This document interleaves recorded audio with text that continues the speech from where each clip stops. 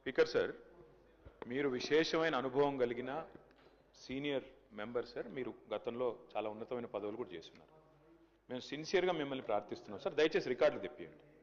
ఎన్నిసార్లు ఇంటరప్షన్లు అయినాయి, ఎన్నిసార్లు మంత్రులు అంత అంత అంత ఎక్సైట్ అయ్యి మాట్లాడితే ఎట్లా సార్ మంత్రులు? Sir, the essence of democracy, దయచేసి కొత్త సభ్యులు కాంగ్రెస్ నుంచి 53 మంది ఉన్నారు.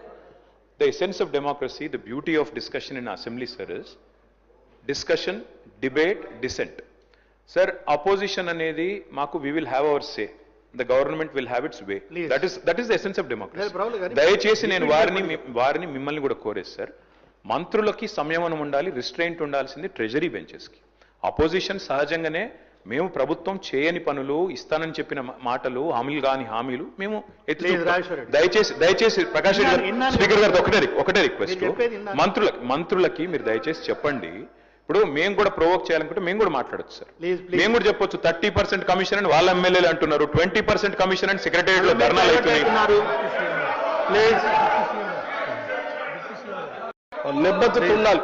గౌరవ సభ్యులు మాట్లాడేటప్పుడు, ఒక స్టేట్మెంట్ చేసేటప్పుడు ఒళ్ళు దగ్గర పెట్టుకొని మనం మాట్లాడేది కరెక్టా కాదా, ఇది మనం ఏం చేస్తున్నాము నిబద్ధతతో మాట్లాడాలి. ఎంత అధ్యక్షుడి ఏమనుకుంటున్నారు? ఏది పడితే అది మాట్లాడితే తెలుస్తుంది అనుకుంటున్నారా? లేచిన దగ్గర చూస్తున్నాం అధ్యక్ష, ప్రతి స్టేట్మెంట్